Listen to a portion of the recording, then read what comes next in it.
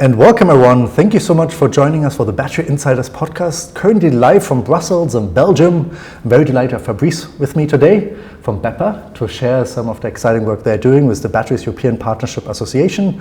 My name is Simon Engelke, founder and chair of Battery Associates, and super excited to have this conversation today. Thank you, Simon. Nice to have you.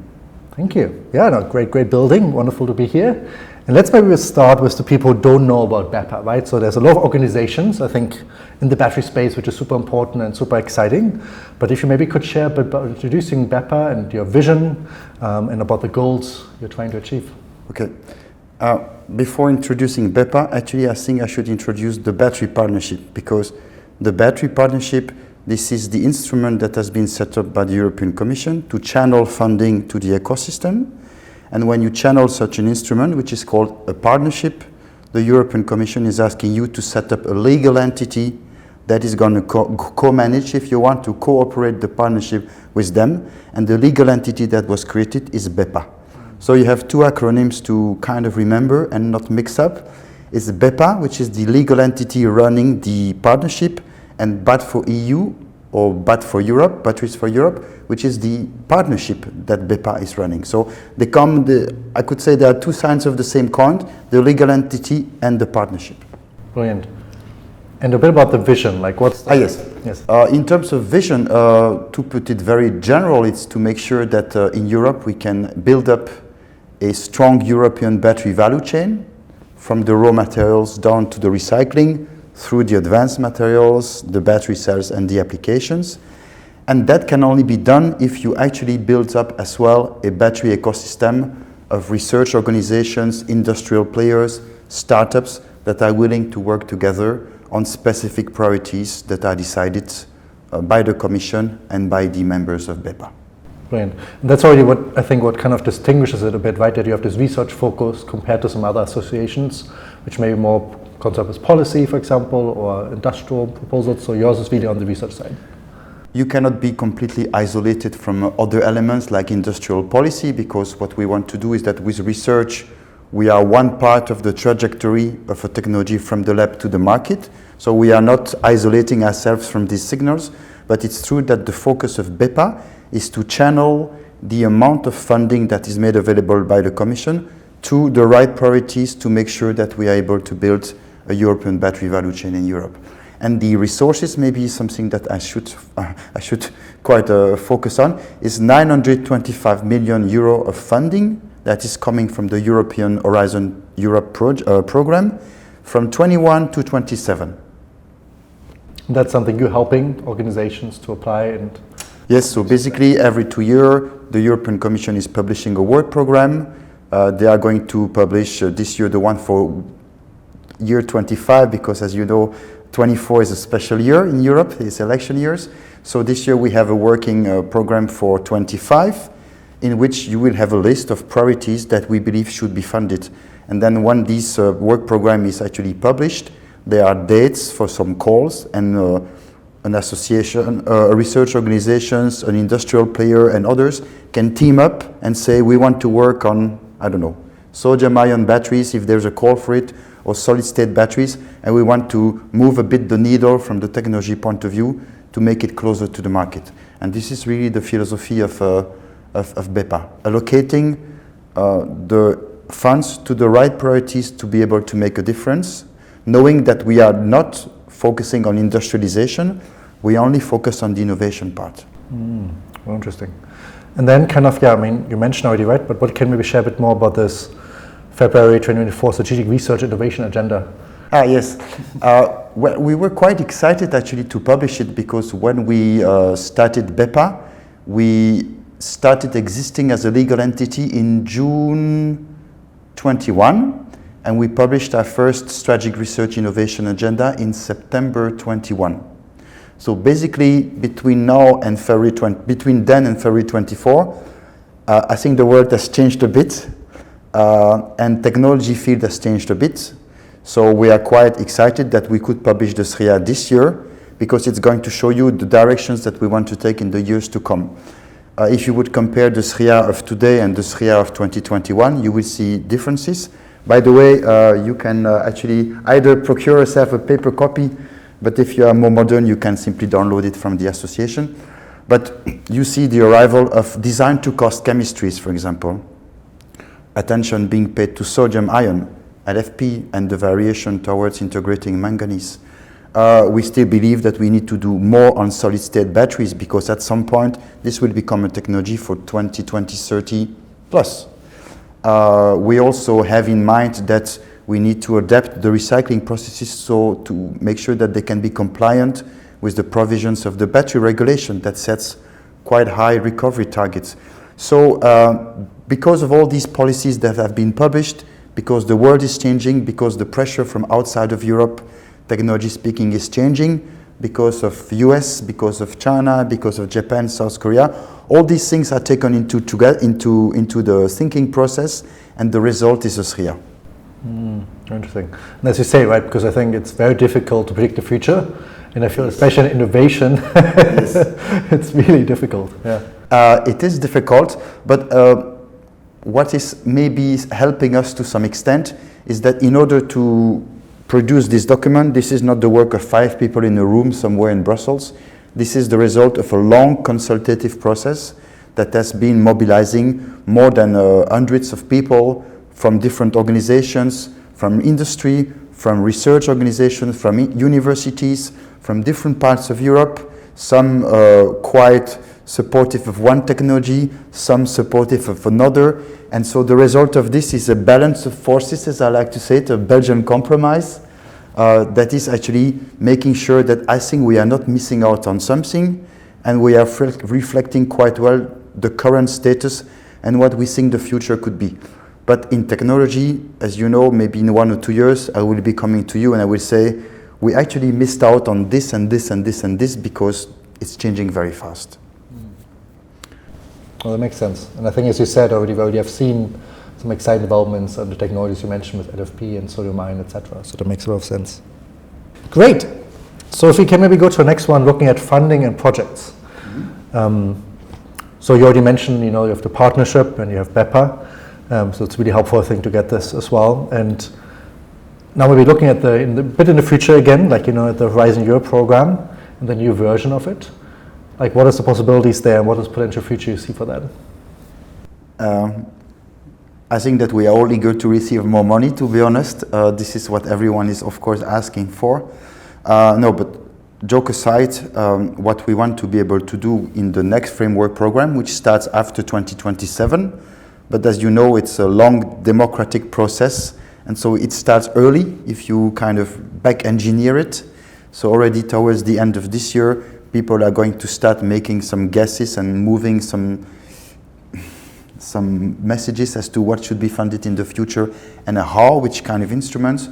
So what we want to be able to do in the future is to have actually a battery partnership that is functioning quite as well as what we have today. So we are not starting from scratch. And what I want to, of course, stress to the viewers is that this is the first time that we have a partnership.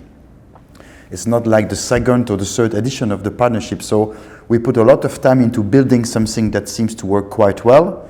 So we have the basis on which we want to build for the future. Now, the issue is that I always say it's a sprint and a marathon. Sprint because technologies are developing very fast, and marathon because we are just at the start of the electrification, and I don't think the finishing line is actually nowhere near. So we have to combine these two things. We have to be therefore to be able to do more in terms of technology scope that we cover. We need to be able to also bring technologies closer to the market, and this takes quite a lot of money. So today, with 925 million euro, we are very happy that we received this generous funding from the EU, but we have situations where for every call, there are excellent proposals that are really excellent that are not getting funded because the competition is very strong. And it's a pity that there are some nice proposals that are actually not funded, because I don't think in the global race we can afford not to look at some ideas that were good.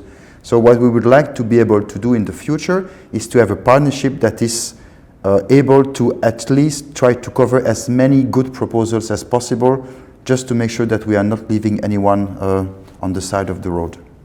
Maybe you could share a bit more, like how are these then proposals evaluated, or like who's making the decision for these, for funding? Yes, I'm not an expert of the evaluation process, but it's a very well-organized process. So whenever you submit a proposal, there's a criteria list. To the EU, right? Sorry? It's to the EU, when not to you. To the EU, not to me. We are just telling the EU where the priorities should be. We are not having a stand in choosing the projects that are receiving the funding. I think it's good that we actually mention this. But so the proposals, once they are submitted on the electronic portal, they arrive into the mailbox of expert groups, and these experts, which are independent chosen experts, they have a list of criteria, and on each proposal they need to rank the proposal, and usually after each expert has provided their rating, they have to meet with each other and they need to come up with a consensus note. And the consensus note, if it's high enough, it gives you a chance to be funded. If it's not high enough, it's like at school, you are not getting the funding. That's a little bit how it works. Usually there are no problems with that process. It's very well organized. And afterwards, when the proposals are being funded, then they are still being followed by an agency of the Commission, which is called SRIA, which is then making sure that all the deliverables that were supposed to be delivered in the work description are being delivered. There's also a financial element, but everything is extremely well organized, I have to say.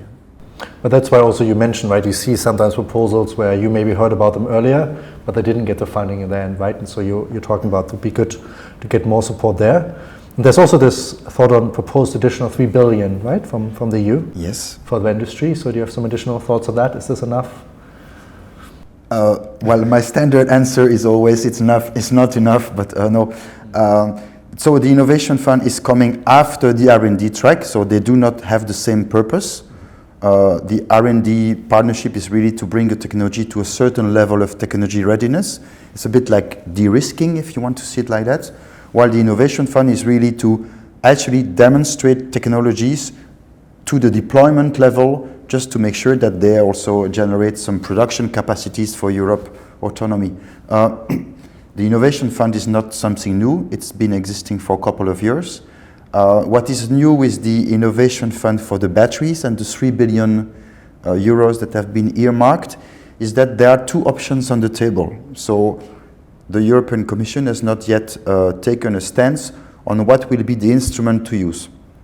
One could be that we are using the regular approach, where actually you get funding based on the amount of green gas emissions that you will be displacing, to make it very simplistic.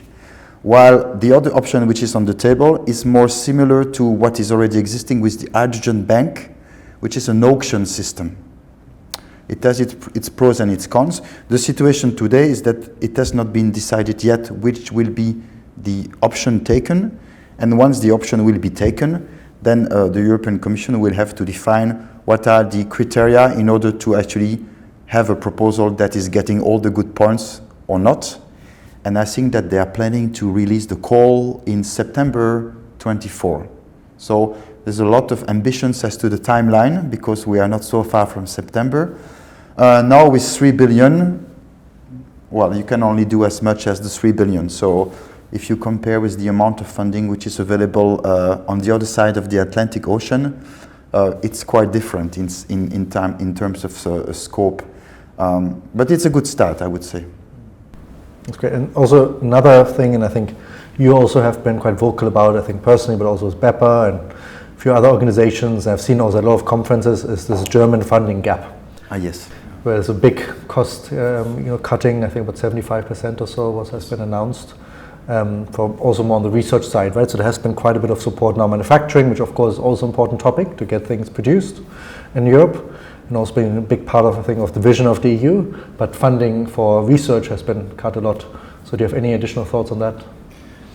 The worst thing that we can do in Europe if we want to catch up with global players is to have a system of a start and stop, Like you fund research and then you fund industry and then you fund research. It's not an or game, it's an and game. So this is a message that we want to bring to policymakers. It's research and industrialization. The bad news is that, of course, it means more resources are needed, but we have to know what our ambitions are. Now, when it comes to the research in Germany, it's actually, whenever the people I talk to in Germany about this, they don't really know how they will be able to cope with that, because it means that many PhDs will not be started. So the talent of tomorrow will not be trained in Germany, maybe somewhere else, if it is trained. There are some technology options that will not be assessed because there is no funding for that. So it's not a good way to prepare for the future. Now, how can the R&D community in Germany cope with that? Well, either having less projects, you cannot create money, or to actually look at money available in other pockets. And we are pretty sure that in the next framework call, 25, we will expect to see more German research organizations and companies becoming active in these calls, because if they want to continue some work, for example, and they cannot tap into the German funding, they have to go somewhere, and then the logical place to go is Brussels. And it's also really tricky, I think, right, from a policy perspective, because you have a limited amount of money, right, the same as your organization, any of these organizations and you want to kind of get the best use for the money, right? And I think research is always a bit scary, I think, because you don't really know what the outcome going to be, right? If you support, and also in the US, you mentioned already, support manufacturing, you have at least, you hope, a bit of a correlation between money in and product out. With research, you can put a lot of money in, and there's never a result in theory, right? You might get people and talent and training, that's one. But it's also, I think, it's a challenging thing to support, right? Yes. I'm a researcher by training, so I don't find it scary. But Me too, but there's a big technology risk, and the answer to the technology risk is never to cut down funding, is actually to increase funding. Mm-hmm. Because if there's a high technology risk, it means that in order to get there, you need to try more options. And each time you try an option, there is a cost associated to that option. So if you are in a let's take the example of solid-state batteries. There's a lot of research going on. There are lots of promises. Every year we hear about 2030, and then it's moving a bit, It's because there are many technological combinations that need to be assessed to come to the right product. If you have limited funding, you cannot test everything. While if you have generous funding, you can test more options, and the more options you test, the higher the chance that at least one or two will actually be promising candidates to go further. So I know it's scary, I know there are risks, I know that public finance is not in the best shape in every country in Europe. I know that in Europe we also have to be careful with how much we spend the taxpayers' money, but the only way forward is more innovation if we want to compete in today's world. You cannot cut cost of energy, you cannot cut cost of labor, you can only be smart, and in order to be smart you need to do innovation. It was interesting, I think one for me, a bit of a aha moment also was because we always, I think, wherever we are, we keep talking about, elsewhere they're more innovative, they're doing more exciting things, right? So maybe here in Europe you would say, but in Asia there's much more happening, right? And then we would, for example, interview lots of experts in Asia, and they would say, look, but you in Europe and Germany and all these places, you do so much cool, really interesting research we look at, right? So I think it's also always this perspective, you look at each other and you think, they're doing cooler things than us. I think that's also a bit part of that. The garden of the neighbor is always greener. But it's true that we do, of course, excellent research in Europe. The problem that we have is more to go from the research to the deployment. And so that's why I would be happy to have a very strong combination between a research innovation instrument and one comes after. It can be the innovation fund if this is with European money, but it can be the IPCEI, so important project of common European interest, if this is with member state money in the member states that still have generous funding, because it's not everywhere that you can get that. But what we also believe we should do is to also work more with other parts of the world. Europe closing itself on is not going to make it, so we have to work with other big innovation powerhouses of the world, provided they are willing to work with you. And so I don't know if you have seen, but South Korea has decided to step into Horizon Europe. So Horizon Europe is the program in which this battery partnership is actually located. That means that in the future it will be possible via a European call to have a team working in Europe with a team working in South Korea. And that's, my dream has always been to create like these innovation bridges between countries that are willing to work together. And I think this is a very good signal. I'd like to see this happening with Japan. At some point I think it will be happening. But for example, with Canada, this is also in place. And then the next question mark is potentially what are you going to do with the US, where there's also very good, excellent science happening.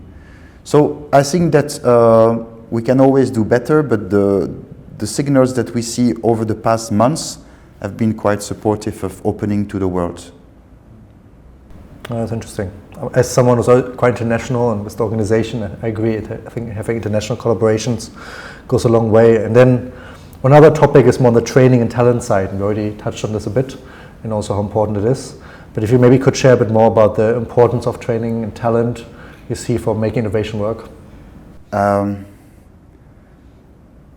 You know about critical raw materials. I think that talent is maybe at some point a critical raw material, because you may be sitting on all the nickel, cobalt, lithium that you want. If you are lacking the engineers and the scientists, it's going to be difficult. So talent is very difficult to get. The issue that we see in Europe is that more and more people are looking for education that is not scientific. So science is not having a good visibility or in Europe. If you would compare, for example, with China, the amount of engineers and PhDs in chemistry which are trained in China is really impressive.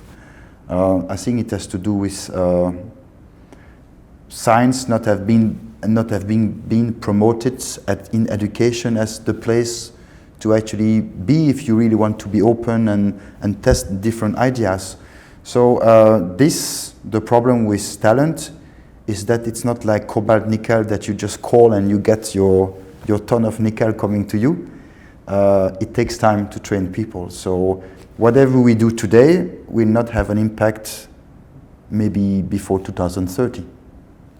So that's why it's very important to be able to educate talent. And the best way to educate the talent is you can follow a course, you can have a textbook, but it's by doing. So for example, this cut of German funding that is going to avoid that some PhDs are funded, I think it's a good example of things that we should not do if we are really careful about talent. Now it's not just, of course, the white collar, it's also the blue collar. And there it's maybe easier because there's already a pool of blue collars that need to be redeployed to the same industry, but from a dirty old engine to new clean engines, if I may say. And this is actually something that is not really the responsibility of the European level. It's more a member state, regional and local activity, but it's important that something is happening indeed. Yeah. And as someone, I mean, also, as you know, I'm quite passionate about training, education and talents. And one thing I've seen though is I think that batteries actually are something which is attractive for a lot of different backgrounds, right? So I think, which is quite nice. And you mentioned that maybe there's a bit less focus on some of the sciences, but I've definitely seen that people from other also sciences and regions would venture into batteries because they realize, oh, I can apply my physics knowledge, my chemistry knowledge, but also business and policy and all of these other things. Yeah.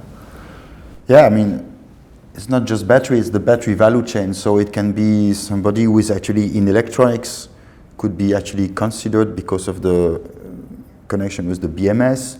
It could be something is actually in mining, metallurgical science, solid state physics, chemistry. So it's actually a very broad field. And maybe this is also a little bit a limit that you have in some countries as to the education system, is that we like to put things in silos, you know? So you study chemistry or you study physics or you study engineering, and maybe battery is actually a good example that you need to build bridges. And this is maybe something where universities are still a bit struggling because you have the faculty system. And so if we want to compete globally, we also have to be a bit innovative in the way we structure education. That's really not in the scope of what BEPA is doing, but I realized that sometimes universities are still a bit structured like when I did my PhD. And so in order to be fit for the future, maybe you have to create more bridges between the different disciplines. Yeah. Yeah, I think it's a really valuable point. And I think there is, as someone, at least when I started my PhD, they started doing these things, etc. So I think there is maybe momentum there. But I'm with you. I think it's a long journey and we cannot stand still anywhere, right? It's a sprint and a marathon, as I said previously. So a sprint means that we really have to accelerate, and marathon is not a one-off. It's going to be, electrification is going to be with us for as long as I can imagine. I mean, there's no way back. Yeah.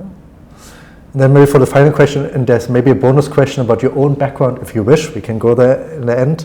But before that, also, we already hinted a bit on the IIA, right, and the Inflation Reduction Act and the impact, right? And I already have heard lots of interesting, statements in the EU and other regions, what this means to them. But maybe if you could share also a bit like, how have you seen impact the work you're doing with BEPA, but also your perspective on that? On the work of BEPA, the Inflation Reduction Act basically had no real impact, because Inflation Reduction Act is more about attracting to the US industrial capacities rather than technological capabilities. I mean, maybe it's a bit black and white, but so basically for us it has not really impacted the work of BEPA. We are of course happy to see that the US is heavily supporting the industry, because it means that we will be able to go faster towards electrification. But if you look at it from an industrial point of view, it's true that some investments that were supposed to be made here in Europe are moving to the US. I don't think it changes the end goal, because the European market will always be the European market. It will at some point need to be supplied. But maybe the order in which investments are being made has been a bit reshuffled because of that. But basically, it's good to see that many parts of the world are heavily supporting the industry. Now, if there's an opportunity to work with the US in the frame of the partnership, we are also very open to it. US is not yet into the Horizon Europe agreement. Canada is. But you don't have to be inside of Horizon Europe to already start some joint activities. It's possible to have joint activities. So we would be, of course, open to work with the US on battery science. Yeah, that's interesting. And as you say, potentially more room to also for the companies and the innovation which is created in the BEPA framework and through the partnership, maybe to scale up also in the US. I think could be one way. And also, but I think also it's definitely brought a lot of momentum also on the EU side, that they have to do something. I think it was a bit of an awakening, as been described by some in the EU policy. Yeah. Europe is always good when there's a crisis, usually. So any crisis is a motor of change in Europe, so it's not so bad in a way. I think it shows to Europe that indeed there needs to be a mechanism in Europe to also make sure that the investments are also made in Europe. So I don't know if you are familiar, but there has been the TCTF, so this temporary crisis transition framework, that has enabled some member states to at least try to compensate or match some investments that would go to the US. I think Northvolt has received this kind of funding to stay active here. Other companies have received also a lot of funding via state aid. The only issue that we may have is that this is money coming from member states, and we are in Europe, so we are still lacking a European layer of funding that would be available to companies that may not be lucky to be in the right country, for example. Imagine you are a startup somewhere, I don't know, maybe in an EU 13 country, where there is no framework there to help you. If you were in Germany, you would have more chances to flourish. That's not fair, because we are supposed to operate in a single market. So it's good that member states can keep helping the industry, but what we would like to see, and I think this is something that starts with the Innovation Fund, is that there's also at European level a system in place with ambitious resources to be able to kind of compete with the Inflation Reduction Act even though the comparison is difficult to make because it would not be the same kind of incentive. The Inflation Reduction Act is a lot based on tax elements. At European level, tax is not actually a competence, if I'm not wrong. So it has to be something else. But the auction system or regular grant on the innovation fund is a good way to start, yes. Interesting. And maybe one last kind of question more on a personal level as well. You became Secretary General of BEPA. Congratulations again. Yeah, thank you. And I think, because I think also one thing people are quite curious in the podcast of the journey of people, right? And you mentioned your technical background with your PhD, going to policy, now leading an organization like BEPA. So maybe a bit your own story behind that, and maybe also some of your learnings going through these different stages, and maybe any takeaways for other people curious for their career in batteries. I will not start from the start because it's taking time. But I've been at Umicore for close to 15 years, I think, doing government affairs for close to 10. And in this position as Secretary General of BEPA, I'm not 100% as Sec Gen. So Umicore is making me available to the association for a mandate of 3 years, so 24, 25, 26, which comes at the right time to prepare for the next potential partnership. My background is in polymer science and organic chemistry, so it's not really close to the battery field, but it's an education in material science. Maybe I've lost what you wanted to. Maybe how did you end up going through this? Because maybe kind of change for some people. Well, I've been very active in advocacy for technology at Umicore ever since I started in government affairs. So I did what I call technology and innovation advocacy. It's making sure that the priorities of industry are ending up in these documents to make sure that money is well spent. And so Umicore, since the start, we have supported the elaboration of the European Battery Alliance. That was in 2018. And then 2018, the Strategic Action Plan of the European Commission was actually published. And in that action plan, there was a couple of lines: create a battery partnership, make sure there is enough funding going to R&D for batteries. And so for me, the blueprint was there, and we just wanted to make sure it was happening. So Umicore made me available all over these years to make sure that we are shaping an ecosystem that is fit for the purpose. So as I always say, I don't think big companies are part of such a partnership for the money, because if you look at the R&D budget of big companies, it's sometimes the size actually of a partnership. But we are there to make sure that the ecosystem is available on the doorstep in a way. So if you open the door and you are looking in Europe for a strong team doing, research on sodium, then you know that there are lots of teams in Europe who do it. And if you did not spend time trying to create that ecosystem, one day you open the door and there's no one, and you have to look very far from you. So for us, it's really about creating the ecosystem, and the best way to create the ecosystem is by making sure that money is going to work on the right topics, and that research organizations and companies work together. And afterwards, if you want to have your own battery program within the company, then of course you work in a bilateral way, but you know that you can work with university ABCD because they're the best. And they could not become the best if they had not received some public funding to help them get to that level. That's a little bit the philosophy of why we are so active in shaping the ecosystem in Europe. And I can tell you're passionate about it, which is good to see. Yes, we need people about these topics. Too much about it. No, wonderful. No, Fabrice, really appreciate you taking the time today. Sure. It's a question, and yeah. Thank you so much, Simon. Thanks for coming on. Yeah, thank you all for listening or watching, and please tune in again soon. You can also go on Battery Insiders or go on Spotify, Apple Podcasts, YouTube, wherever you like to listen to your podcast, or you can also go on batteryinsiders.com to get a notification for the next release as well. Thank you, and speak soon. Bye-bye. Bye.